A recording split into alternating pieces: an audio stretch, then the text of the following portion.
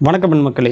தமிழக முதலமைச்சர் மு.க.ஸ்டாலின் அவர்கள் தனியார் மருத்துவமனையிலே சிகிச்சை பெற்று நலமுடன் வீடு திரும்பினார்.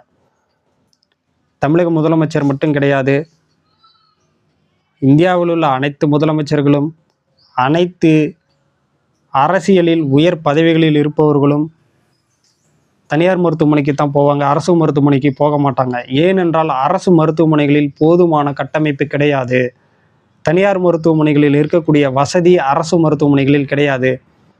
அப்போ உயர்ந்த பதவிகளில் இருப்பவர்களுக்கு, நம்மை ஆட்சி செய்பவர்களுக்கு, நம்மை ஆட்சி செய்ய தேர்ந்தெடுத்தவர்களுக்கு அரசு மருத்துவமனைகளிலே சரியான கட்டமைப்பு கிடையாது, சரியான வசதி கிடையாது என்று தெரிந்தும் இவற்றை மேம்படுத்தாதது ஏன்? ஏனென்றால் அரசு மருத்துவமனைகளில் அனைத்து வசதிகளும் வந்துருச்சுன்னா தனியார் மருத்துவமனைக்கு எப்படி மக்கள் செல்வார்கள்? அரசு மருத்துவமனைகளில் வசதி இல்லைனா தானே மக்கள் வசதி இருக்கக்கூடிய தனியார் மருத்துவமனைக்கு செல்வார்கள். என் மக்களே, இங்கு நம் நாட்டிலே அதிகாரத்தை பயன்படுத்தி வலுக்கட்டாயமாக நம்மளை தனியார் மருத்துவமனைக்கு செல்ல வைக்கக்கூடிய செயல்களை இந்த அரசுகள் செய்து கொண்டிருக்கிறது. இந்த நிலையை மாற்ற வேண்டும்.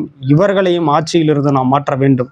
நமது கொள்கை கல்வியும் மருத்துவமும் முழுவதும் அரசுடைமையாக்கப்படும். மக்களுக்கு தரமான சமமான மருத்துவ சேவை வழங்கப்படும். என் மக்களே, நீங்கள் சிந்திக்க வேண்டும். வருகிற தேர்தல் நமக்கான தேர்தல். நமக்கான தலைவர்களை நாம் தேர்ந்தெடுக்க வேண்டும். சிந்தியுங்கள் என் மக்களே. நன்றி என் மக்களே.